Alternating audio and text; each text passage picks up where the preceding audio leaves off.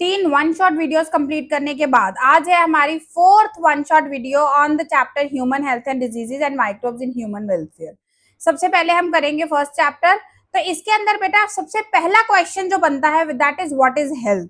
Initially सोचा जाता था डिजीज फ्री होना is the health, but no, disease free होना is not only health. Health is the complete physical, social and emotional wellbeing. अगर इनमें से एक भी एस्पेक्ट डेफिशिएंट है तो वो बंदा हेल्दी नहीं कहलाएगा। This is as per the latest definition given by WHO, World Health Organization. So health is state of complete physical, mental, social well-being and not only just the absence of diseases. अब बेटा हमारे पास सबसे पहले एक आता है कि कौन कौन सी डिजीजेस होती हैं। बेटा तुम्हें ना नीट में कभी भी देखना ऐसा क्वेश्चन बहुत आराम से मिल जाता है कि तुम्हें एक लिस्ट ऑफ डिजीजेस दिया हुआ है, like typhoid, cholera, elephantiasis, amoebiasis, malaria, haemophilia etcetera, और तुम्हें बोल दिया जाता है कि आउट ऑफ देम काउंट करो बैक्टीरियल डिजीजेस कितनी हैं। तुम्हें बैक्टीरियल डिजीजेस देन काउंट करके बतानी होती हैं कि कितनी हैं। सो इस तरीके के क्वेश्चन पूछे जाते हैं, लाइक 1 2 3 4 8 7 6 ऐसे। सो उसके लिए तुम्हें हमेशा हर एक पैथोजन का नेचर पता होना चाहिए। पैथोजन क्या होता है? पैथोजन जो बेटा किसी भी होस्ट ऑर्गेनिज्म को अटैक कर सकता है उसे हम पैथोजन बोलते हैं। सबसे पहली बैक्टीरियल डिजीज है हमारे पास टाइफॉइड, जिसे कॉज करता है सैल्मोनेला टाइफी, जो हमारी बॉडी के अंदर एंटर करता है बेटा कंटेमिनेटेड फूड एंड वाटर के थ्रू। अगर ये कंटेमिनेटेड फूड एंड वाटर के थ्रू जा रहा है तो ये रहेगा हमारी एलिमेंट्री कैनाल के अंदर, हमारे गट के अंदर। तो जितनी भी प्रॉब्लम्स है बेटा उनमें से एक प्रॉब्लम हमारी डाइजेशन, हमारी इंटेस्टाइनल परफोरेशन वगैरह इन सबको लेकर आएगी, because this bacteria is living inside our gut. So typhoid के अंदर बेटा सस्टेन्ड हाई फीवर रहता है, इंटेस्टाइनल परफोरेशन, और इसको कंफर्म किया जाता है by Widal test. Very famous NEET, मतलब नीट का एनटीए का मोस्ट फेवरेट पॉइंट है ये कि हम टाइफाइड का कंफर्मेटरी टेस्ट कौन सा देते हैं, that is Widal test. Next is pneumonia. Pneumonia and common cold दोनों शुरुआत में सेम लगते हैं कि शायद हमें कॉमन कोल्ड हो गया है तो आराम से कोल्ड ही तो है, ठीक हो जाएगा, बट एक्चुअल में pneumonia and common cold are very different. Pneumonia में डेथ हो सकती है, कॉमन कोल्ड में वो चांस नहीं है। निमोनिया के अंदर बेटा हम यूजुअली एक वर्ड यूज करते हैं कि लंग्स के अंदर पानी भर गया, जिसका मतलब होता है कि हमारे लंग्स के अंदर म्यूकस भर जाता है, जिसकी वजह से हमारी बॉडी के अंदर ऑक्सीजन की डेफिशिएंसी हो जाती है। That is with the case of severe pneumonia. So it is caused by Streptococcus pneumoniae and Haemophilus influenza. Droplet infection, droplet infection का मतलब होता है बेटा इन्फेक्टेड पर्सन ने बात की, बात करने के बाद उसके मुंह से कुछ पानी के ड्रॉप्स, सलाइवा के ड्रॉप्स निकलते हैं, वो ड्रॉप्स हेल्दी पर्सन एक्वायर करेगा, उसे भी वो कंटामिनेशन मिल जाएगी। इसके अंदर बेटा लंग्स जो है वो फ्लूइड के साथ फिल्ड हो जाते हैं, एल्वेलाई अफेक्ट होगा। रस्टी स्पूटम, हमारे अंदर से बेटा म्यूकस निकलता है। लंग्स और लिप्स एंड फिंगर नेल्स जो है वो ग्रे हो जाते हैं due to deficiency of oxygen in our body. Cholera, Vibrio cholerae, ये कंटेमिनेटेड फूड एंड वाटर से जाता है। इसमें बेटा डायरिया जैसे सिम्टम्स आते हैं, जिसमें राइस वाटर जैसा लूज टूल्स जो है बंदा पास करता है। बहुत ज्यादा डिहाइड्रेशन हो जाती है। टेटनस, क्लॉस्ट्रीडियम टेटेनाई, ये कैसे होता है बेटा? जब भी रस्टी आयरन कहीं भी प्रेजेंट हो उसके ऊपर मोस्टली चांस होता है क्लॉस्ट्रीडियम टेटेनाई रहता है। तो अगर हमें डीप कट लग जाए तो उस रस्टी आयरन से वो क्लॉस्ट्रीडियम टेटेनाई हमारे अंदर चला जाएगा, जो हमें पैरालिसिस कर देता है, हमारी बॉडी स्टिफ हो जाती है, जिसकी वजह से डेथ भी हो सकती है अगर इमीडिएटली हमने एंटी टेटनस सीरम नहीं लिया तो। So lockjaw, spastic paralysis and DPT vaccine इसके लिए आती है। वैक्सीन पहले ली जाती है। Anti tetanus serum is the immediate relief, जो अगर चांस है, हमें लग रहा है कि क्लॉस्ट्रीडियम टेटेनाई हमारी बॉडी के अंदर जा सकता है, उस केस में हम एंटी टेटनस सीरम लेते हैं। TB, Mycobacterium tuberculosis, again droplets. तुमने ये एक अमिताभ बच्चन की एड सुनी होगी जिसमें वो बोलते हैं कि अगर हमें लगातार सूखी खांसी है, हमें उसका रीजन डायग्नोज नहीं हो रहा कि वो क्यों है, ठीक नहीं हो रही है, तो हमें इमीडिएटली जाकर नियर बाय हॉस्पिटल में दिखाना चाहिए, क्योंकि ये टीबी का फर्स्ट सिम्टम होता है। सो बेटा इसमें क्या है कि हमारे को बहुत लंबे समय तक कफ जो है वो ठीक नहीं होती, जिसकी वजह से हम जो ड्रॉपलेट्स पास आउट करेंगे वो हेल्दी पर्सन को भी इन्फेक्ट कर सकती है। इसके अंदर बेटा बीसीजी वैक्सीन होती है, डॉट्स ट्रीटमेंट होता है। लंग्स जो है वो प्राइमरली अफेक्टेड होते हैं इसके टीबी के अंदर, that is the reason of cough. Next है बेटा जी वायरल डिजीजेस, जैसे हमारे पास कुछ बैक्टीरियल डिजीजेस हमें अटैक करती हैं, सिमिलरली कुछ वायरल डिजीजेस भी हमें अटैक करती हैं। फॉर एग्जांपल कॉमन कोल्ड, जिसका वायरस है राइनो वायरस। ये राइनो वायरस हमारी बॉडी में ट्रांसमिट होता है बेटा via droplets contaminated objects. For example मुझे अगर कोल्ड है, मैं अगर बात भी कर रही हूँ, तो मेरा ये पेन हो गया, मेरी बॉटल हो गई, मेरी ये नोटबुक हो गई, ये सब इन्फेक्ट हो गए। अगर कोई हेल्दी पर्सन आकर इन्हें टच करेगा तो उनके अंदर भी राइनो वायरस अफेक्ट हो ट्रांसफर हो जाएगा।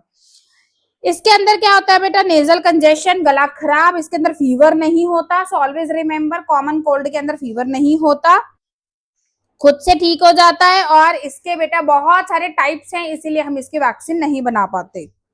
Influenza, which is influenza virus, droplet infection है बेटा, इसमें भी फीवर होता है, बॉडी बहुत ज्यादा एक होती है और कुछ सरफेस प्रोटीन्स प्रेजेंट होते हैं।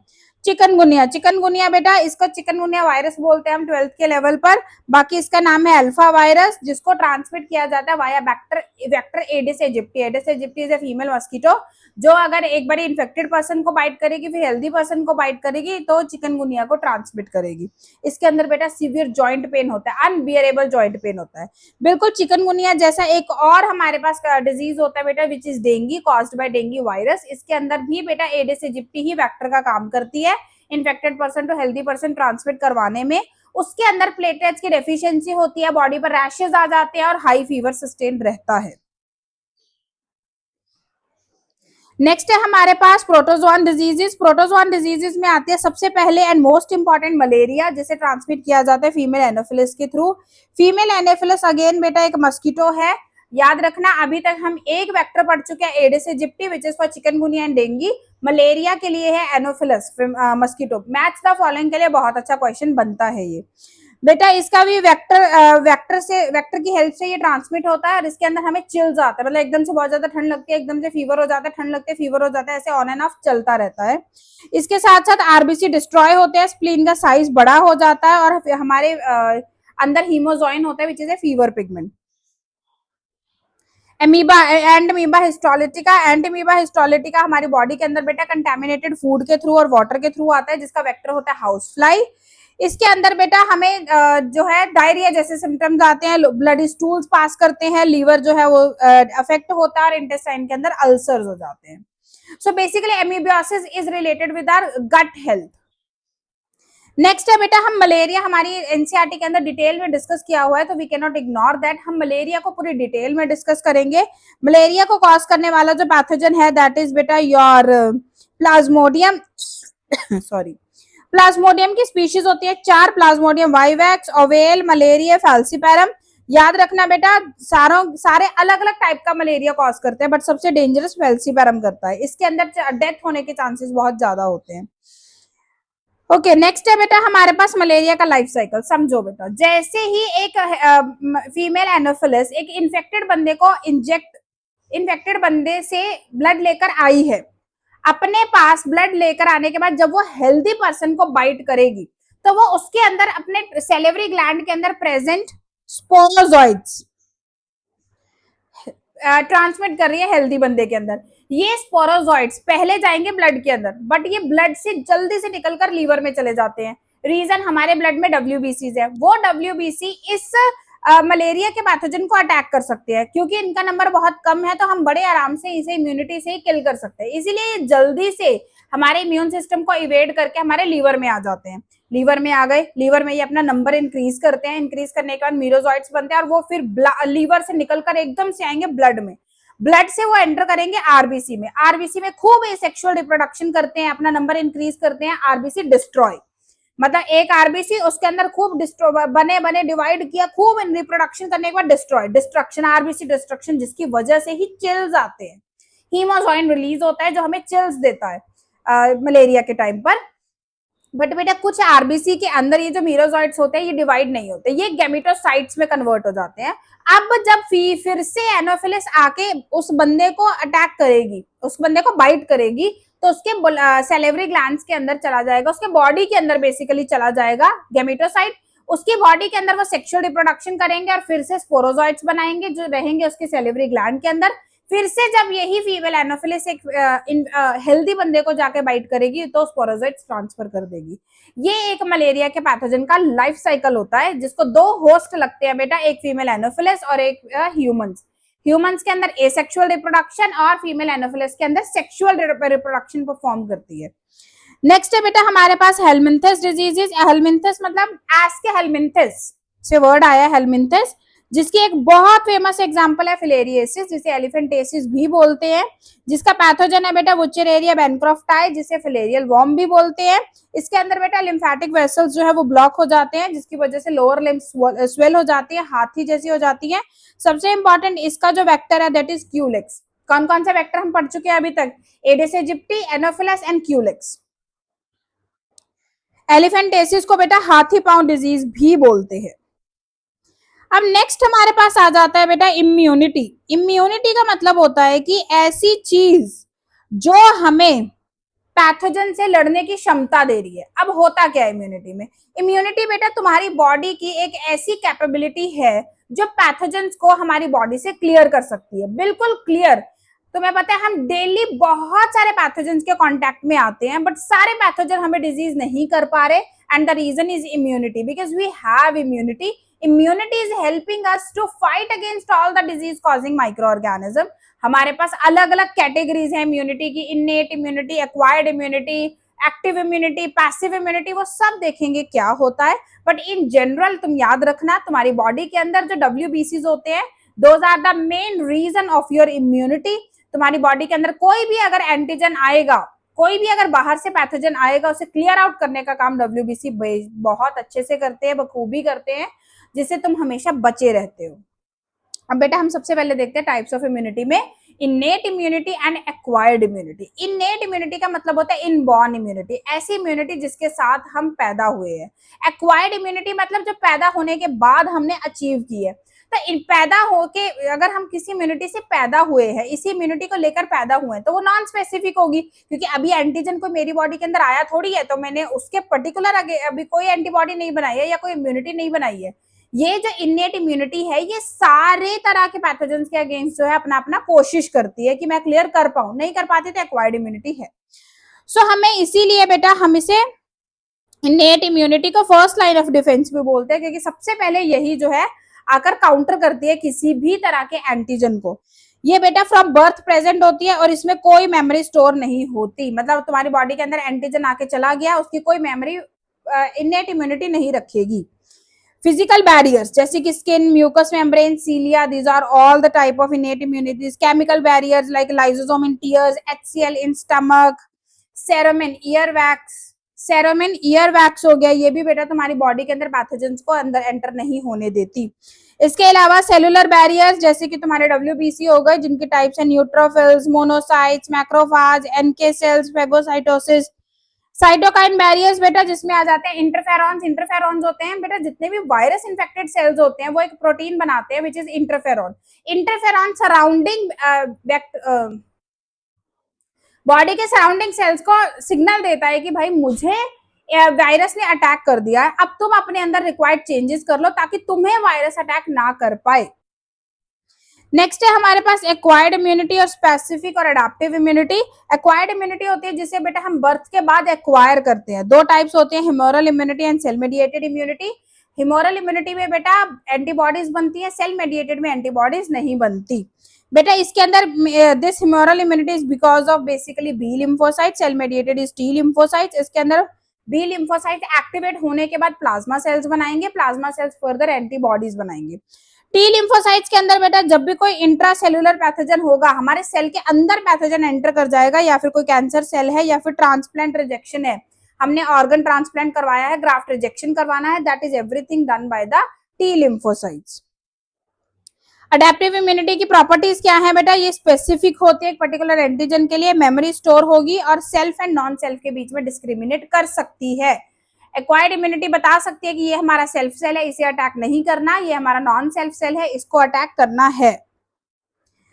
नेक्स्ट है बेटा हमारी active immunity and passive immunity. Active immunity passive immunity समझना बहुत आसान है। एक्टिव इम्यूनिटी मतलब तुम्हारी बॉडी के अंदर एंटीजन आया, तुमने बाहर से कुछ भी नहीं खाया, तुम्हारी बॉडी ने एंटीजन को रिकॉग्नाइज किया, रिकग्नाइज करने के बाद उसके अगेंस्ट पर्टिकुलर एंटीबॉडीज बनानी शुरू कर दी या फिर काम करना शुरू कर दिया, और तुम्हारी बॉडी ने खुद से ही उस एंटीजन को बॉडी से इरेडिकेट कर दिया। This is active immunity. अगर बेटा कोई ऐसी डिजीज है, कोई ऐसी प्रॉब्लम है जिसमें हम हमारी बॉडी के रिएक्ट करने का वेट नहीं कर सकते, तो उस केस में हम प्री फॉर्म्ड बाहर से एंटीबायोटिक्स खा लेते हैं ताकि हमारी प्रोटेक्शन हो पाए उन एक्सटर्नल एंटीजन से। That is passive immunity. Best example है बेटा, अगर तुम्हारे अंदर कोई भी आ जाए, जैसे कि चिकन पॉक्स की दवाई लेनी जरूरी नहीं होती, वो खुद से ठीक हो जाती है, प्लस बढ़िया मेमोरी भी स्टोर होकर रहती है। एक्टिव इम्यूनिटी, अगर तुम्हें किसी स्नेक ने बाइट कर लिया, जो स्नेक का विनोम होता है बेटा, हम उसके अगेंस्ट खुद ही काम नहीं कर सकते, हमारी बॉडी के काम करने का वेट नहीं कर सकते, उस केस में फिर हम बाहर से प्री फॉर्म्ड एंटीबायोटिक्स खाते हैं to protect ourself. That is passive immunity. अब बेटा मैकेनिज्म सी, एक्टिव इम्यूनिटी में बॉडी खुद की एंटीबॉडीज बनाती है, पैसिव इम्यूनिटी में हम बाहर से खाते हैं। ऑनसेट ये कुछ दिन से वीक्स लगा सकती है, ये इमीडिएट रिलीफ देती है। ड्यूरेशन बट ये स्टार्टिंग में स्लो है, बट जिंदगी भर हमारे अंदर उसकी मेमोरी स्टोर हो जाएगी, जिसकी वजह से हम लाइफ लॉन्ग उससे बचे रहेंगे। बट यहाँ पर कोई मेमोरी स्टोर नहीं होगी। सो यस, यहाँ नो मेमोरी, यहाँ यस मेमोरी, यहाँ नो मेमोरी। एग्जाम्पल है बेटा वैक्सीन हो गई, कोई भी नेचुरल इन्फेक्शन हो गई। पैसिव इम्यूनिटी में हो गई, जैसे कि स्नेक के लिए एंटीविनोम हम खाते हैं।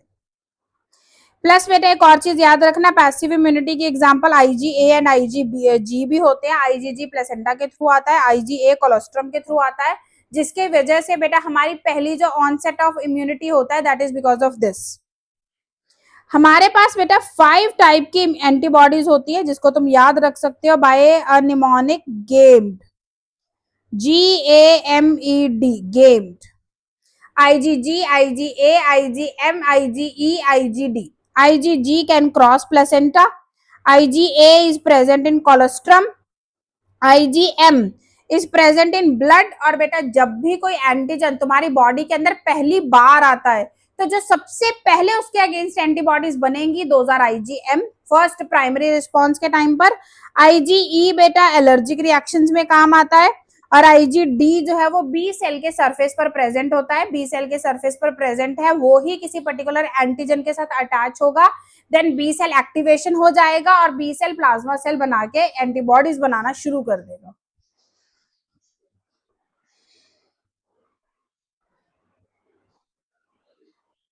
नेक्स्ट है बेटा हमारे पास AIDS and HIV। AIDS is acquired immunodeficiency syndrome, जिसका मतलब होता है बेटा जितनी भी हमने इम्यूनिटी अपनी लाइफ लॉन्ग एक्वायर की है वो डेफिशिएंट हो जाएगी। इसे कॉज करने वाले वायरस का नाम है ह्यूमन इम्यूनोडेफिशिएंसी वायरस। बेटा एड्स जो है ये एक STI है, सेक्सुअली ट्रांसमिटेड इन्फेक्शन है। तो ये ट्रांसमिट कैसे होती है? By sexual contact with the infected person. अगर इन्फेक्टेड पर्सन के साथ किसी भी तरीके का सेक्सुअल कांटेक्ट होगा, तो मतलब एक इन्फेक्टेड पर्सन की सिक्रीशंस हेल्दी पर्सन के अंदर जाएंगी, तो वो ब्लड में से या फिर सिक्रीशंस के थ्रू ट्रांसमिट हो जाएगा। कंटेमिनेटेड ब्लड ट्रांसफ्यूजन और शेयरिंग नीडल्स। अगर बेटा नीडल्स को हमने प्रॉपरली स्टेरलाइज यूज नहीं किया है, या फिर हमने ब्लड ट्रांसफ्यूजन के टाइम पर ब्लड अच्छे से मैच नहीं किया था, टेस्ट नहीं किया था, तब भी HIV ट्रांसमिट हो सकता है। मदर टू चाइल्ड मतलब प्लेसेंटा के थ्रू ट्रांसमिट हो सकता है, मिल्क के थ्रू हो सकता है, और ड्यूरिंग चाइल्ड बर्थ भी हो सकता है। ये ट्रांसमिट नहीं होगा by handshake, hug, sharing food, mosquito bite and toilet seats. Life cycle क्या होता है बेटा? HIV के अंदर सिंगल स्ट्रैंडेड RNA होता है, उसके पास एक रिवर्स ट्रांसक्रिप्टेज एंजाइम होता है, जिसके थ्रू बेटा वो RNA से DNA बनाएगा, और वो DNA होस्ट के DNA के साथ जाकर अटैच हो जाएगा। तो होगा कैसे? जो HIV है बेटा, सबसे पहले वो ब्लड में एंटर हुआ, एंटर होने के बाद वो हमारे T हेल्पर सेल्स के ऊपर एक CD4 रिसेप्टर प्रेजेंट होता है, उसके साथ जाकर अटैच हो जाएगा। कहाँ अटैच होगा? T हेल्पर सेल्स के सरफेस पर CD4 नाम का रिसेप्टर प्रेजेंट होता है, जिसके साथ जाकर HIV अटैच हो जाएगा। अटैच होने के बाद बेटा वो अपना RNA और रिवर्स ट्रांसक्रिप्टेज एंजाइम डाल देगा सेल के अंदर, देन वहां पर RNA से बनेगा DNA, वो DNA जाकर अटैच हो जाएगा होस्ट जीनोम के साथ, और देन न्यू HIV पार्टिकल्स बनने शुरू हो जाएंगे, जिसकी वजह से हमारा ही बॉडी का सेल, HIV पॉजिटिव बंदे के बॉडी का सेल ही वायरस फैक्ट्री का काम करेगा, जिसकी वजह से ज्यादा T हेल्पर सेल्स अटैक होंगे। जो टी हेल्पर सेल्स है बेटा वो देन डिस्ट्रॉय हो जाएंगे और बंदा इम्यूनो डेफिशिएंट हो जाएगा। अब हम एड्स को डायग्नोस कैसे कर सकते हैं बेटा? एलाइजा एंजाइम लिंक्ड इम्यूनोसॉर्बेंट ऐसे वेस्टर्न ब्लॉट विंडो पीरियड, मतलब एचआईवी आने के बाद कितने दिन तक वो डिस्ट्रॉय करता है, that is window period. RTPCR के थ्रू हम डिटेक्ट कर सकते हैं। ट्रीटमेंट में बेटा कुछ ड्रग्स ली जाती हैं, बट ये ड्रग्स सिर्फ और सिर्फ सिम्टम्स को टेक केयर करती हैं, क्योर नहीं कर सकती। तो एड्स को ठीक नहीं किया जा सकता, बट एड्स पॉजिटिव बंदा लंबे समय तक जी सकता है, बट क्योर नहीं हो सकता। नेक्स्ट है हमारे पास कैंसर। कैंसर क्या होता है बेटा? पहली बार ट्यूमर एंड कैंसर दो टर्म्स है। ट्यूमर होता है लोकलाइज, जैसे किसी को गले का कैंसर हो गया, ब्रेन की सॉरी गले का ट्यूमर हो गया, ब्रेन ट्यूमर हो गया, localise just at one place. कई बार क्या होता है बेटा, इसी कैंसरस सेल के कुछ सेल्स यहाँ से स्लॉट ऑफ निकल कर ब्लड में चले जाते हैं और ब्लड के थ्रू, ब्लड की हेल्प से वो एक जगह से दूसरी जगह जाते हैं। ब्लड की हेल्प से वो एक जगह से दूसरी जगह जाते हैं, जिसे बोलते हैं मेटास्टेसिस। देन वो पूरी बॉडी के अंदर ट्यूमर फैल जाता है, which is cancer. So terms नहीं भूलनी है, ट्यूमर, कैंसर, मेटास्टेसिस। ट्यूमर था, मेटास्टेसिस हुआ, कैंसर बन जाएगा। अब बेटा कैंसर में होता क्या है, तुम्हारी ही बॉडी के सेल्स कुछ प्रॉपर्टीज लॉस कर देते हैं, जिसकी वजह से वो अनलिमिटेड प्रोलिफरेट करना शुरू कर देंगे और तुम्हें कैंसर हो जाएगा। राइट अब बेटा होता क्या है, जो हमारे नॉर्मल बॉडी के सेल्स हैं उनके पास दो प्रॉपर्टीज होती हैं जो कैंसर से लूज कर देते हैं। Number one, apoptosis. Apoptosis is programmed cell death, कि तुम ऐसा मान लो कि हमारी बॉडी के अंदर हर सेल प्रोग्राम्ड है कि अगर ये कुछ ये हुआ तो तुम मर जाना, बट कैंसर सेल ये प्रॉपर्टी लॉस कर देते हैं, तो वो कभी डाई नहीं होते, इमोर्टल होते हैं। Contact inhibition. कॉन्टैक्ट इनिबिशन मतलब हमारा बॉडी का नॉर्मल सेल जैसे ही आजू बाजू के और सेल्स के साथ कांटेक्ट में आएगा, फिर वो फर्दर डिवाइड करना बंद कर देता है। But cancer cells contact inhibition भी लॉस कर देते हैं, जिसकी वजह से वो अनलिमिटेड ग्रो करते रहते हैं। एंड यू नो, तुम्हें पता है हमारी बॉडी के सेल्स के अंदर ही प्रोटोऑन्कोजीन्स है। प्रोटोऑन्कोजीन्स मतलब inactive genes, inactive cancer causing genes. अगर किसी भी तरीके से प्रोटोऑन्कोजीन्स को ऑन्कोजीन्स में कन्वर्ट कर दिया तो हमें कैंसर हो जाएगा। ट्यूमर सप्रेसर जीन, हमारी बॉडी के अंदर बहुत सारे ट्यूमर सप्रेसर जीन है, अगर वो काम नहीं करेंगे तो भी कैंसर हो जाएगा। ओके सो बेटा हम कार्सिनोजेंस, कौन कौन से कार्सिनोजेंस होते हैं जो डिजीज कॉज कर सकते हैं? दैट इज फिजिकल, जैसे कि UV and X rays, chemical, tobacco smoke, asbestos, biological, human papilloma virus, EBV, HBV. Types कौन कौन सी हैं? अगर एपिथेलियल सेल्स का कैंसर हो रहा है तो कार्सिनोमा, अगर कनेक्टिव टिश्यूज का कैंसर हो रहा है तो सार्कोमा, अगर ब्लड कैंसर हो रहा है तो ल्यूकीमिया, अगर लिम्फोइड टिश्यूज का कैंसर हो रहा है तो लिम्फोमा। Diagnosis, biopsy. बायोप्सी का मतलब होता है बेटा जहां पर हमें डाउट है कि ट्यूमर हो सकता है, वहां के सेल्स को निकालकर उसे चेकिंग के लिए भेजा जाता है, लैब में भेजा जाता है, वो टेस्ट करके हमें बताते हैं कि ये कैंसर सेल्स है, नॉर्मल सेल्स है। इसके अलावा रेडियोथेरेपी, नहीं sorry, histopathology, CT scan, MRI, monoclonal antibodies. Treatment है बेटा सर्जरी, सर्जरी करके वो पार्टी निकाल दो, रेडियोथेरेपी, कीमोथेरेपी। ओके इसके अलावा इम्यूनोथेरेपी। नेक्स्ट टॉपिक है vaccine, lymphoid organs and disorders. Vaccine क्या होता है बेटा? यूजुअली जो हमारा इम्यून सिस्टम है वो कैसे फंक्शन करता है कि तुम्हारी बॉडी के अंदर कोई एंटीजन आया, उस एंटीजन के अगेंस्ट तुम्हारी बॉडी एंटीबॉडीज बनाती है और उसे इरेडिकेट कर देती है। बदले में हमारे इम्यून सिस्टम उसे याद रखता है, which is memory, so that दोबारा सेम एंटीजन आए तो हमारी बॉडी उसे खत्म कर दे। सेम टू सेम हमने मैकेनिज्म जो है यूज किया है वैक्सीन बनाने के लिए। वैक्सीन बनाने में हमने क्या किया बेटा? एंटीजन लिया जो बीमारी कर सकता है, बस उसे वीक, जिसे अटेनुएटेड बोलते हैं, या फिर किल करके हमने बॉडी में डाल दिया। उस जैसे ही वो बॉडी में जाएगा, साथ के साथ हमारी बॉडी रिएक्ट करेगी, एंटीबॉडीज बनाएगी, उसे इरेडिकेट कर देगी और साथ में ही हम मेमोरी बना के अपनी बॉडी में रख लेंगे, ताकि जब एक्चुअल एंटीजन हमारी बॉडी में आएगा, हमारी बॉडी के पास ऑलरेडी मेमोरी होगी, तो वो रिस्पॉन्स जल्दी कर पाएगी। That is vaccine.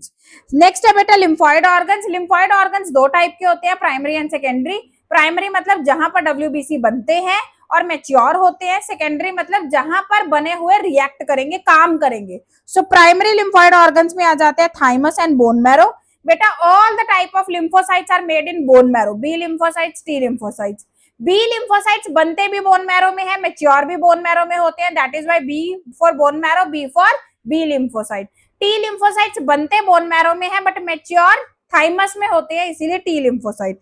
ये सारे lymphocyte, B and T lymphocyte यहाँ प्राइमरी लिम्फोइड ऑर्गन से निकलकर चले जाएंगे सेकेंडरी लिम्फोइड ऑर्गन के पास, जहां पर बेटा ये spleen, lymph nodes and malt is the largest lymphoid organ in our body which is mucosal associated lymphoid tissues। बेटा यहाँ पर जाकर ये रहेंगे जहां पर ये अपने एंटीजन के साथ इंटरेक्ट करेंगे, अटैक करेंगे उसे किल करने के लिए। नेक्स्ट है बेटा इम्यून डिसऑर्डर, जिसमें दो है हमारे पास, allergy and auto immune diseases. Allergy का मतलब होता है बेटा कुछ एलर्जन जो हार्मलेस है, हार्मलेस एलर्जेंस के अगेंस्ट हमारे इम्यून सिस्टम का hyper activity, that is allergy. Pollen grains harmless हैं, बट कुछ लोग पोलन ग्रेन्स के लिए एलर्जिक होते हैं। डस्ट पार्टिकल्स हार्मलेस हैं इन अ वे, सो उसके लिए बट लोग बहुत ज्यादा सेंसिटिव होते हैं तो उनका इम्यून सिस्टम रिएक्शन शो करता है, that is allergy. So exaggerated immune response to harmless antigens, इसमें बेटा आईजी एंटीबॉडी जो है इन्वॉल्व होती है, जो mast cell and basophils release करते हैं। एग्जांपल्स है बेटा asthma, hay fever, hives, food allergy, anaphylaxis. Allergen हो सकता है जैसे कि pollen grain, dust particles, food, drugs, कुछ भी। ऑटो इम्यून डिसीजेस का मतलब होता है बेटा कि हमारी बॉडी अपने खुद के लिए ही इम्यूनिटी ले ली है, मतलब हमारी body is not able to distinguish between self and non self antigen. हमारी बॉडी अपने ही एंटीजन को, अपने ही सेल्स को किल कर रही है, that is auto immune disorder. For example rheumatoid arthritis, जिसमें एंटी एंटीबॉडीज जो है वो जॉइंट्स को अटैक करती हैं। एसएलपी, जहां एंटी डीएनए एंटीबॉडीज बनती हैं। Type 1 diabetes, multiple sclerosis, Graves diseases, these are some autoimmune diseases in which the body is not able to distinguish between self and non self cells. Next you have drugs में बेटा bare minimum, अगर तुम कुछ भी नहीं learn कर सकते तो तुम्हें बेयर मिनिमम इतना करना होगा कि लाइक सबसे पहले ऑपियोइड्स कहां से मिलते हैं, पेपेवर सेमिनिफेरस फेरम, जो बेटा सेंट्रल नर्वस सिस्टम डिप्रेसेंट होता है। कैनाबिनॉइड्स, ये हमें मिलता है कैनाबिस सैटिवा, जो हेलुसिनोजेंस करता है।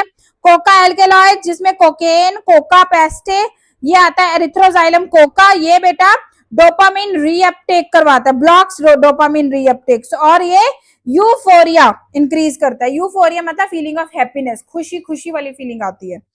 हेलुसिनोजन में आते हैं LSD. LSD is very powerful drug. अगर हमने बहुत छोटी सी अमाउंट ऑफ एलएसडी भी खा लिया तो हमारी पूरी बॉडी एक्टिवेट हो जाती है। ये मिलती है बेटा एक फंगस से, क्लेविसेप्स पर्प्यूरे। सिडेटिव्स, जो हमारे सेंट्रल नर्वस सिस्टम डिप्रेस करेंगी। स्टिमुलेंट्स, जो स्टिमुलेट करेंगी, जो डोपामिन इंक्रीज करेंगी।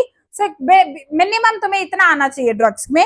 Main opioids, Papaver somniferum, cannabinoids, Cannabis sativa, coca alkaloids, Erythroxylum Coca.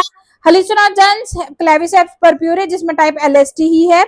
Sedatives बेटा ये हमें हमारे सेंट्रल नर्वस सिस्टम डिप्रेसेंट होते हैं, नाम से ही पता चल रहा है बेटा। उसके बाद है स्टिमुलेंट्स, ये डोपामिन इंक्रीज करेंगे। ये तुम्हें इतना पता होना चाहिए ड्रग्स के बारे में। उसके बाद बेटा कुछ हमारे पास स्पेसिफिक ड्रग्स की जो है डिटेल्स हैं, ये भी सेम वही है। हेरोइन व्हाइट कलर की होती है, मैरिजुआना कैनाबिस सैटिवा से मिलता है बेटा। कोकेन जो है वो नेजल से मतलब इनहेल किया जाता है। और इसके अलावा बेटा बस इतना बहुत है। एलएसडी जो है स्ट्रॉन्गेस्ट है, माइक्रोग्राम भी जो है अपनी बॉडी को एक्टिवेट कर सकती है। अल्कोहल अब्यूज, कई लोग बेटा तुम्हें पता है इथेनॉल पीते हैं, which is central nervous system depressant, हमारे जो डिसीजन मेकिंग पावर है उसे इंपैक्ट करता है अल्कोहल, और over a period of time ये बेटा एडिक्टिव होती है, बंदा एडिक्टिव हो जाता है। इसीलिए अल्कोहल अब्यूज अगर बंदा बंद करेगा तो उसे विड्रॉल सिम्टम्स आएंगे।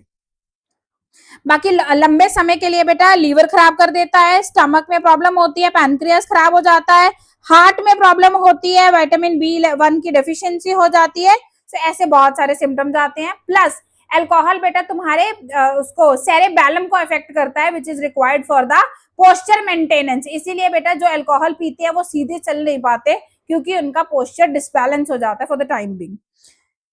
ओके, इफेक्ट्स क्या होते हैं बेटा, टॉलरेंस, जो अगर मतलब ये वो चीज है कि हम अगर थोड़ी पी रहे हैं आज तो धीरे धीरे धीरे हमारा ब्रेन, हमारी बॉडी जो है वो टॉलरेट करने लग जाती है, उतनी उसे कुछ होता ही नहीं है, तो बंदा धीरे धीरे धीरे उसके अमाउंट इंक्रीज करता रहता है। डिपेंडेंस, बंदा साइकोलॉजिकली इसके ऊपर डिपेंडेंट हो जाता है, उससे रिक्वायरमेंट फील होनी शुरू हो जाती है कि मुझे तो रेगुलरली चाहिए ही चाहिए।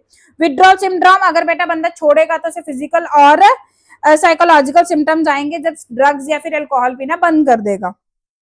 आईवी ड्रग अब्यूज, आईवी मतलब इंट्रावीनस, बेटा कुछ ऐसी ड्रग्स होती हैं जिसमें इंजेक्ट किया जाता है ड्रग, उसके केस में हमें एचआईवी होने का डर रहता है, हेपेटाइटिस होने का डर रहता है। सो इसीलिए आईवी जो ड्रग्स हैं बेटा उनको से तो लेना ही नहीं चाहिए, बट एटलीस्ट स्टेराइल सिरिंज से लेना चाहिए। ओके, नेक्स्ट है बेटा हमारे पास after human health and diseases the next very छोटू सा chapter but very important chapter, that is microbes in human welfare. इसमें हम देखेंगे बेटा कि जो छोटे छोटे माइक्रो ऑर्गेनिजम्स हैं वो कैसे हमारी डेली लाइफ में बहुत हेल्प करते हैं, जिसमें हमारे पास सबसे पहले आते हैं microbes in foods and house hold products. तुम्हें लग रहा होगा घर में, यस बेटा, घर में दूध से दही बनाने का प्रोसेस, जो तुम भटूरे बनाते हो उसमें ईस्ट डालते हो फर्मेंटेशन करने के लिए, बेकरी के अंदर जो बेकरी के प्रोडक्ट्स बनते हैं जैसे कुकीज हो गई, केक्स हो गई, इन सभी के अंदर ईस्ट डाली जाती है। ब्रूअर इंडस्ट्री के अंदर जो अल्कोहलिक बेवरेजेस बनते हैं उनके अंदर ईस्ट डाली जाती है। तो ये जो फूड और हाउस होल्ड प्रोडक्ट्स में microorganisms are playing a wonderful role. For example curd and yoghurt, सबसे पहले बेटा लैक्टोबैसिलस स्पीशीज। ये लैक्टोबैसिलस स्पीशीज क्या करती है बेटा, जो मिल्क शुगर होती है उसे लैक्टिक एसिड में कन्वर्ट कर देते हैं, जिससे पीएच डिक्रीज हो जाती है, मिल्क कोएगुलेट हो जाता है, और मिल्क के अंदर विटामिन बी12 नहीं होता, तो विटामिन बी12 की अमाउंट कर्ड में बहुत अच्छी हो जाती है, तो न्यूट्रिशनल क्वालिटी इंक्रीज हो जाती है। नेक्स्ट है बेटा हमारे पास चीज जो है बहुत सारे बैक्टीरिया एंड फंजाई बनाते हैं। हमारे पास अलग अलग टाइप का चीज होता है जिसे अलग अलग टाइप का माइक्रो ऑर्गेनिज्म बनाता है। For example Swiss cheese and Roquefort cheese. Propionibacterium शर्मेनाई Swiss cheese बनाते हैं जिसके अंदर बड़े बड़े होल्स होते हैं जिससे CO2 बाहर निकलती है, बिकॉज फर्मेंटेशन से ये काम करते हैं, फर्मेंटेशन के टाइम पर CO2 बनता है। नेक्स्ट है पेनिसिलियम रॉकफोर्टाई जो ब्लू ग्रीन वेन्स राइपन इन केव्स। नेक्स्ट है बेटा हमारे पास डो फर्मेंटेशन, जैसे कि मैंने अभी बताया तुम्हें, इडली डोसा का बैटर हो गया, भटूरे का बैटर होगा, उसमें जो पफीनेस मतलब हम रेज करवाते हैं अपने बैटर्स को, that is with the help of Saccharomyces cerevisiae। Bread को हम बनाते हैं सैक्रोमाइसिस cerevisiae की हेल्प से, बियर वाइन इनको सैक्रोमाइसिस cerevisiae। सैक्रोमाइसिस cerevisiae दो टाइप्स का होता है बेटा, baker's yeast and brewer's yeast. Baker's yeast में बेकरी के प्रोडक्ट्स बनाते हैं, ब्रूअर्स ईस्ट में बेटा हम ये एल्कोहलिक बेवरेजेस बनाते हैं। दोनों हैं सैक्रोमाइसिस cerevisiae। टोडी, इसमें बेटा नेचुरल ईस्ट जो है वो यूज की जाती है, और ये साउथ इंडिया की एक बहुत अच्छी फर्मेंटेड ड्रिंक होती है। Whisky, rum, brandy again saccharomyces cerevisiae। अब बेटा हमारे पास जो लैक्टिक एसिड बैक्टीरिया है, लैक्टिक एसिड बैक्टीरिया मिल्क में प्रेजेंट होता है जो फर्मेंटेशन करके कर्ड बना सकता है। इंप्रूव न्यूट्रिशनल क्वालिटी, यस, तो मिल्क से जब कर्ड बनती है बेटा उसके अंदर विटामिन बी12 ऐड हो जाता है जिसकी वजह से न्यूट्रिशनल क्वालिटी इंप्रूव हो जाती है मिल्क की। सो स्टमक के अंदर हमारे बेटा वो हमारे गट हेल्थ के लिए बहुत अच्छी है, because curd is a very good probiotic. Probiotic मतलब ये हमारी बॉडी के अंदर जितने भी गंदे बैक्टीरिया उन्हें ग्रो नहीं होने देती, गुड बैक्टीरिया की अमाउंट जो है उसे इंक्रीज करती है। थोड़ी सी कर्ड अगर हम डाल दें फ्रेश मिल्क के अंदर तो कर्ड पूरी की पूरी बन जाती है, because here the small amount of curd is acting as a inoculum starter culture. अब बेटा बेवरेजेस के ऊपर एक नोट है, हम बेवरेजेस दो तरीकों से बनाते हैं, without distillation, with distillation. Without distillation समझने से पहले डिस्टिलेशन होता क्या है। जब बेटा हमारे पास दो मिक्सिबल लिक्विड्स है जो आपस में अच्छे से घुले हुए हैं, उनको सेपरेट कर सकते हैं हम, क्योंकि उनके बीच में बॉइलिंग पॉइंट में डिफरेंस है। जब दो लिक्विड्स के बीच में बॉइलिंग पॉइंट का अच्छा खासा डिफरेंस है तो हम उसे बॉइल करना शुरू करेंगे, अल्कोहल के पहले वेपर्स बन जाएंगे, वो कंडेंसर में जाएगा और वहां जाकर कंडेंस होकर ठंडे होकर अल्कोहल बना देंगे। So basically water and alcohol को सेपरेट कर लिया बाय डिस्टिलेशन। तो जब हम बेटा विदाउट डिस्टिलेशन अल्कोहलिक बेवरेजेस बनाएंगे, उसके अंदर पानी प्लस अल्कोहल होगा तो अल्कोहल की अमाउंट हमेशा कम ही होगी। जब हम अल्कोहलिक बेवरेजेस विद डिस्टिलेशन बनाएंगे तो उनके अंदर प्योर अमाउंट ऑफ अल्कोहल डालेंगे तो बेटा उसके अंदर अल्कोहलिक कॉन्सेंट्रेशन हमेशा ज्यादा ही होगी। सो विदाउट डिस्टिलेशन में लो अल्कोहल जैसे कि beer, wine, toddy. With distillation में whisky, rum, brandy, vodka, gin, ये सब आते हैं। नेक्स्ट है बेटा हमारे पास माइक्रोब्स इन इंडस्ट्रियल प्रोडक्ट्स। बेटा इसके ऊपर मल्टीपल क्वेश्चन तुम्हें पीवाईक्यू में मैच द फॉलोइंग में मिल जाएंगे। बहुत ज्यादा इंपॉर्टेंट टॉपिक है ये, जिसमें सबसे इंपॉर्टेंट है citric acid, acetic acid, butyric acid, और उसके अलावा स्टैटिन, साइक्लोस्पोरिन, स्ट्रेप्टोकाइनेज। ये 6 के 6 तुम्हें बाय हार्ट करने हैं, क्योंकि इनमें से क्वेश्चन पक्का से एक तुम्हें मिलेगा ही मिलेगा नीट में। सो सिट्रिक एसिड कहाँ से बनता है? एस्परजिलस नाइगर, जो बेटा फूड प्रेजर्वेटिव में डाला जाता है। Acetic acid, vinegar, Acetobacter aceti, जो फूड इंडस्ट्री में काम आता है, तुम्हें पता ही है विनेगर को कितना हम अपने खाने में यूज करते हैं। बिटायरिक एसिड, क्लोस्ट्रीडियम बिटायरिकम, जो इंडस्ट्रियल केमिकल है, इंडस्ट्रीज में काम आता है। लैक्टिक एसिड तुम्हें पता है बेटा लैक्टोबैसिलस बनाता है, जो फूड प्रेजर्वेशन में और फूड इंडस्ट्री में काम आता है। Ethanol which is alcohol, Saccharomyces cerevisiae बनाएगी। स्टैटिन, स्टैटिन बनता है बेटा मोनास्कस परप्यूरियस से, जो कोलेस्ट्रॉल लोअरिंग ड्रग है। साइक्लोस्पोरिन ए बनता है ट्राइकोडर्मा पॉलिस्पोरम फंगस से, जो एक इम्यूनोसप्रेसेंट है। जब बेटा जैसे कि ऑर्गन ट्रांसप्लांटेशन होता है, तब बंदे को लंबे समय तक इम्यूनोसप्रेशन लेना पड़ता है, which is cyclosporin A. Streptokinase है बेटा, ये मॉडिफाइड स्ट्रेप्टोकोकस से बनता है। ये बेटा क्लॉट बस्टर है, जब भी हमारी बॉडी के अंदर ब्लड वेसल्स के अंदर क्लॉट्स बन जाते हैं, उनको डिसॉल्व करवाने का काम स्ट्रेप्टोकाइनेज करता है। These are very very important. Next है बेटा हमारे पास sewage treatment and biogas plant. Sewage treatment क्या होता है हमारे पास बेटा? सीवेज का मतलब होता है म्युनिसिपल वेस्ट वाटर, जिसके अंदर plant waste, animal waste, human faecal matter वगैरह सब एडेड होगा। उस पानी को, वो पानी कहाँ जाता है बट वो सारी चीजें जाके सीवेज वाटर में मिक्स हो जाती हैं। उस पानी को हमें कहीं ना कहीं डंप करना पड़ेगा। कहाँ डंप करेंगे? कहते हैं हाँ, किसी भी वाटर बॉडी में डंप करने से पहले उसे क्लीन करो, देन वाटर बॉडी में डंप करो, because that water is rich in organic matter. वो वाला पानी रिवर में नहीं जाएगा। अगर वो पानी जाएगा तो रिवर का ऑर्गेनिक मैटर इंक्रीज हो जाएगा, जिस ऑर्गेनिक मैटर की वजह से वहां एल्गल ब्लूम वगैरह वो वाटर बॉडी खराब हो जाएगी। तो कभी भी डायरेक्टली विदाउट ट्रीटमेंट हमें कभी भी ये organic matter rich water body में नहीं डालना है। पहले ट्रीटमेंट करना है फिर डालना है। ट्रीटमेंट के 2 स्टेप्स होते हैं, प्राइमरी एंड सेकेंडरी। सिंपल सी भाषा में अगर मैं बताऊं, प्राइमरी में बेटा जो तुम्हें दिख रहा है उसे सेपरेट कर दो, फिल्ट्रेशन कर दो, मिट्टी, कंकड़, पत्थर, जो भी तुम्हें दिख रहा है, पत्ते वगैरह जो भी, उसको फिल्ट्रेशन करो, सेडिमेंटेशन करो, प्योरिफिकेशन के लिए, मतलब फिल्ट्रेशन और सेडिमेंटेशन करने के बाद जो ऊपर पानी बचेगा, दैट इज प्राइमरी एफ्लुएंट। क्या बोलते हैं उसको? Primary effluent. प्राइमरी एफ्लुएंट को हम भेज देंगे सेकेंडरी ट्रीटमेंट के लिए। और सेकेंडरी ट्रीटमेंट में हमने मोटा मोटा जितनी भी गंदगी थी वो सारी निकाल दी। सेकेंडरी ट्रीटमेंट में हम उसका ऑर्गेनिक मैटर खत्म करेंगे। कैसे खत्म करेंगे? एरोबिक बैक्टीरिया डालेंगे। एरोबिक बैक्टीरिया ऑर्गेनिक मैटर को पूरा खा जाएगा और ऑर्गेनिक मैटर को तोड़ देगा, जिससे हमारा पानी क्लीन हो जाएगा। It is now ready to go into any water body. This is secondary treatment. तो क्या यूज होगा इसमें बेटा? Aerobic bacteria. तो सेकेंडरी ट्रीटमेंट प्लांट में हमेशा हमें कंटिन्यूस एरेशन करवानी पड़ती है। प्लस यहाँ पर एक बहुत इंपॉर्टेंट टर्म है which is BOD, biological oxygen demand. क्या मतलब होता है इसका? बेटा जब एरोबिक बैक्टीरिया काम करेगा, जब काम करते हैं तो हमें ऑक्सीजन बहुत ज्यादा चाहिए। जितना ज्यादा गंदा पानी होगा उसकी बीओडी उतनी ही ज्यादा होगी, क्योंकि वहां पर मौजूद एरोबिक बैक्टीरिया की ऑक्सीजन डिमांड बहुत ज्यादा है। जितना पानी क्लीन होता जाएगा उतना ही बैक्टीरिया का काम कम होता जाएगा। तो इसीलिए बेटा उनकी बायोलॉजिकल ऑक्सीजन डिमांड कम होती जाती है। सो साफ पानी बीओडी कम, गंदा पानी बीओडी बहुत ज्यादा। This is one major by which we can check the purity of our water. So बेटा प्राइमरी ट्रीटमेंट में क्या होगा? हम फिजिकली रिमूव करेंगे, फिजिकल रिमूवल करेंगे लार्ज पार्टिकल्स का by filtration and sedimentation. Floating debris को हम फिल्ट्रेशन से निकाल देंगे, सॉइल पेबल्स को सेडिमेंटेशन से निकाल देंगे। जो भी ऊपर का पानी बचेगा उसे बोलते हैं प्राइमरी एफ्लुएंट, जिसे हम भेज देंगे सेकेंडरी ट्रीटमेंट के लिए।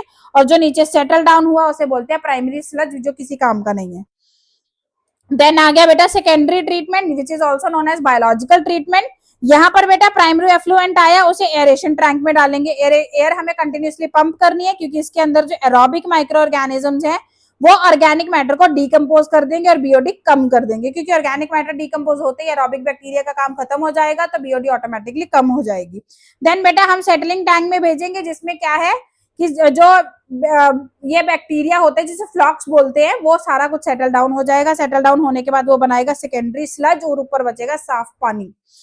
जो बेटा ये सेकेंडरी स्लज आता है, इसको फिर हम डालते, इसको थोड़े से पोर्शन को तो हम बोलते हैं एक्टिवेटेड स्लज, जिसे हम रीयूज कर लेंगे, क्योंकि इस स्लज के अंदर ही क्या है? Aerobic bacteria. तो इसे दोबारा से यूज कर लेंगे as a inoculum starter culture for the another secondary treatment. बाकी बचे हुए स्लज को हम भेज देंगे एनारोबिक स्लज डाइजेस्टर के अंदर, जहां पर प्रेजेंट होता है एनारोबिक बैक्टीरिया, जो इसे डिग्रेड करके बना देगा methane gas. So aerobic bacteria oxidize organic matter, bacteria forms flocks. Flocks का मतलब होता है बैक्टीरिया प्लस फंगल फिलामेंट्स। जो मेश की तरह ट्रैप कर लेता है ऑर्गेनिक मैटर को। बायोलॉजिकल ऑक्सीजन डिमांड मतलब amount of oxygen consumed by bacteria to decompose organic matter. Higher the BOD more the organic matter more polluted water. Secondary effluent जो है वो सेकेंडरी एफ्लुएंट के अंदर बीओटी बहुत ज्यादा कम हो जाती है, मतलब वो अब रेडी है to go into the water bodies. जो स्लज है बेटा उसे भेजा जाएगा एनारोबिक डाइजेशन टैंक्स के अंदर जहां बायोगैस बनेगी। एनारोबिक स्लज डाइजेशन में क्या होगा बेटा, स्लज आएगा, एनारोबिक डाइजेशन होगी, एनारोबिक बैक्टीरिया उसके ऊपर काम करेगा, बायोगैस बनेगी। मेनली जो बैक्टीरिया यूज किया जाता है those are methanogen which is a type of archaebacteria, those are obligate anaerobes जो मिथेन बनाएंगे। बायोगैस प्रोडक्शन तुम्हें पता है बेटा, हम बायोगैस प्रोडक्शन करते हैं बाय एनारोबिक डिकम्पोजिशन कह सकते हैं। इसमें हम बेटा जितना भी प्लांट वेस्ट होता है, एनिमल वेस्ट होता है, मेनली बायोगैस को गोबर गैस बोलते हैं क्योंकि काउ डंग इसमें यूज की जाती है। एनारोबिकली अपनी से कुछ टाइम के लिए बंद करके रख देते हैं, एनारोबिक बैक्टीरिया फिर इसे धीरे धीरे कन्वर्ट कर देगा इनटू द मीथेन गैस, और जब पीछे स्लरी बचती है बेटा that is used as a manure. So biogas किसकी बनी होती है बेटा, methane, CO2, H2S and traces of hydrogen. ये बनती है anaerobic digestion of organic material by methanogens. गोबर गैस क्योंकि मेनली कैटल डंग यूज किया जाता है। मिथानोबैक्टीरियम नेचुरली कैटल्स में प्रेजेंट होता है, र्यूमन ऑफ कैटल्स में प्रेजेंट होता है जो CH4 बनाता है। बायोगैस प्लांट जो है उसमें बेटा हम डंग जो है स्लरी फेड, एक स्लरी फेड बनाया जाता है उसमें डालते हैं, वहां से डाइजेस्टर में जाता है, डाइजेस्टर के बाद जो प्रोसेस होता रहेगा फर्मेंटेशन का, जो गैस है बेटा वो गैस होल्डर में कलेक्ट होगी जिसे कुकिंग के लिए, लाइटिंग के लिए यूज किया जाता है। और जो स्लरी है बेटा वो न्यूट्रिएंट रिच होती है जिसे हम एज अ मैन्योर यूज करते हैं। नेक्स्ट है बेटा हमारे पास biofertilizers and biopesticides. Biofertilizer and biopesticide is a one way by which we can promote organic farming. See we want to use organic farming because organic farming is good for our health, good for our soil, good for the environment. But हम अभी हमारे पास क्योंकि solution नहीं है, so farmers are using pesticides and fertilizers. But हमारे पास अब हमें बहुत सारे मेथड्स पता है जिसमें हमें chemical fertiliser and pesticide use करने की जरूरत नहीं है।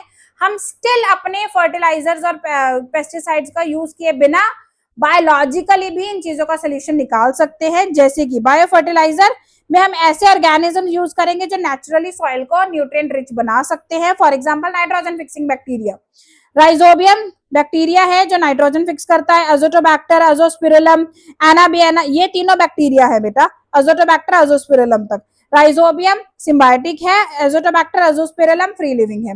उसके बाद बेटा बट जो अजोस्पिरिलम है बेटा ये एसोसिएशन बनाता है। Anabaena cyanobacteria, Nostoc cyanobacteria, Frankia actinomycetes, Anabaena azollae, ये साइनोबैक्टीरिया में जो सिम्बायोटिक एसोसिएशन बनाएगा अजोला फर्न के साथ। तो बेटा जब साइनोबैक्टीरिया के अंदर नाइट्रोजन फिक्सेशन होती है वो होती है कि स्पेशलाइज्ड सेल के अंदर विच इज हेट्रोसिस्ट, हेट्रोसिस्ट के अंदर नाइट्रोजिनेज एंजाइम होता है प्लस अच्छी खासी एनारोबिक कंडीशंस होती हैं जिनके अंदर नाइट्रोजन फिक्स होती है। Mycorrhiza, mycorrhiza is a symbiotic association between fungi and roots of higher plants. यहाँ पर बेटा दो तरह की माइकोराइजा होती है, एक्टो एंड एंडो। एक्टो मतलब बाहर प्रेजेंट हो अगर फंजाई, एंडो मतलब अगर अंदर प्रेजेंट हो। तो उसके बाद बेटा हमारे पास एंडोमाइकोराइजा में सबसे कॉमन जीनस है दैट इज ग्लोमस। बेनिफिट्स क्या है बेटा, जो फंजाई है वो फॉस्फोरस, वाटर, मिनरल, न्यूट्रिएंट्स इन सभी की एब्जॉर्प्शनल क्वालिटी जो है इंप्रूव करके देती है। बदले में फंजाई को रहने के लिए जगह, फूड, वाटर, स्पेस सब मिलता है। बायोपेस्टिसाइड्स, बायोपेस्टिसाइड्स का मतलब होता है बेटा कई हमारे पास ऐसे ऑर्गेनिजम्स हैं जिसमें हम प्रीडेटर प्रे रूल यूज कर सकते हैं बेसिकली, कि हमारे पास बेटा ऐसी चीजें हैं जो नेचुरली दूसरे पेस्ट को खा सकती हैं। बायोपेस्ट पेस्टिसाइड जैसे कि बैसिलस थेरेनगाइनेंसिस, बेटा ये एक ऐसा बैक्टीरिया है जो क्राई जीन कैरी करता है। क्राई जीन के पास प्रॉपर्टी है कि बेटा वो एक ऐसा टॉक्सिन बनाता है जो पेस्ट को किल कर सकता है। ट्राइकोडर्मा, ट्राइकोडर्मा बेटा एक ऐसा बायो कंट्रोल एजेंट है जो सॉइल बॉर्न फंगल पैथोजेंस को किल कर सकता है। बैक्यूलोवायरस, बैक्यूलोवायरस बेटा एक एनपीवी है, न्यूक्लियर पॉलीहाइड्रो वायरस है जो कुछ टारगेट इंसेक्ट्स को, मतलब इसका बड़ा नैरो स्पेक्ट्रम होता है, कुछ टारगेटेड इंसेक्ट्स को ही ये किल करता है, मेनली इंसेक्ट्स एंड आर्थ्रोपोड्स को। बेवेरिया बेसिनिया, ये बेटा एंटोमोपैथोजेनिक फंगस है जो इंसेक्ट्स को किल करती है जैसे कि aphids, beetles, white fly. Nucleopolyhedrovirus जो बेटा narrow spectrum again safe for birds, mammals and humans, but ये कॉटन बॉलवर्म को किल कर सकता है। नेक्स्ट है बेटा bio control agents. Bio control agents में हमारे पास सबसे पहले है ट्राइकोडर्मा। ट्राइकोडर्मा बेटा सॉइल पैथोजेंस को कंट्रोल करता है। बैक्यूलोवायरस इंसेक्ट लार्वा को किल करता है, क्योंकि बैक्यूलोवायरस नहीं, बैसिलस थेरेनकाइंसिस ये एक प्रोटोटॉक्सिन बनाता है। बैक्यूलोवायरस बेटा स्पेसिफिक इंसेक्ट्स को काम अटैक करता है, लेडी बर्ड, बीगल, एफिड्स को, ड्रैगन फ्लाई, मस्कीटोस को। तो basically predator pray relationship use हो रहा है कि अगर तुम्हारे क्रॉप लैंड के ऊपर एफिड्स ने अटैक कर दिया, लेडी बर्ड बीटल डाल दो, वो एफिड्स को खा जाएगी। नेक्स्ट बेटा ये हमारे पास बहुत इंपॉर्टेंट है, इसीलिए इसे रिपीट करना वर्थ है, तो हम इसे दोबारा रिपीट कर रहे हैं ताकि ये तुम्हें याद हो जाए। सबसे पहले है बेटा साइक्लोस्पोरिन ए। साइक्लोस्पोरिन ए हम मेडिसिन में यूज कर रहे हैं। कैसे? ये हमें मिलता है ट्राइकोडर्मा पॉलीस्पोरम से, which is a very good immunosuppress, मतलब मिलता है ट्राइकोडर्मा पॉलीस्पोरम से, and cyclosporin A is a very good immunosuppressant जो हमारे इम्यून सिस्टम को सप्रेस कर सकता है। कब हमें अपना इम्यून सिस्टम सप्रेस करना होता है बेटा? जब हम ग्राफ्ट कोई भी ऑर्गन किसी ने बाहर से लिया, तो उस टाइम पर जो हमारा इम्यून सिस्टम है उसे काफी टाइम तक हमें सप्रेस करके रखना पड़ता है ताकि ऑर्गन अच्छे से एक्सेप्ट हो जाए, उस टाइम पर हम साइक्लोस्पोरिन लेंगे। स्ट्रेप्टोकाइनेज जो बेटा बना है मॉडिफाइड स्ट्रेप्टोकोकस से, which is A clot buster. ये क्या करता है बेटा? ब्लड क्लॉट्स को डिसॉल्व कर सकता है। स्टैटिन जो मिलता है मनास्कस परप्यूरियस से, ये ब्लड कोलेस्ट्रॉल लेवल को लो कर देता है। इंटरफेरॉन्स बनाते हैं बेटा वायरस इन्फेक्टेड सेल्स को। ये वायरस इन्फेक्टेड, जैसे किसी पर्टिकुलर सेल को वायरस ने अटैक किया, साथ के साथ बेटा वो इंटरफेरॉन्स बनाएगा जो सराउंडिंग सेल्स को सिग्नल देता है that I am virus infected, तुम अपने आप को बचा लो। So these are some things which are used in the medicines, and with this we are done with human health and diseases and microbes in human welfare. After this lecture बेटा बहुत सारे questions practice करो, important PYQs revise करो, NCERT के go through हो, और हमारी next short तक ये 4 यूनिट्स को अच्छे से रट लो, क्योंकि इन 4 यूनिट्स को करने के बाद मोटा मोटा 150 नंबर का तुम्हारा पेपर जो है वो तैयार हो चुका है।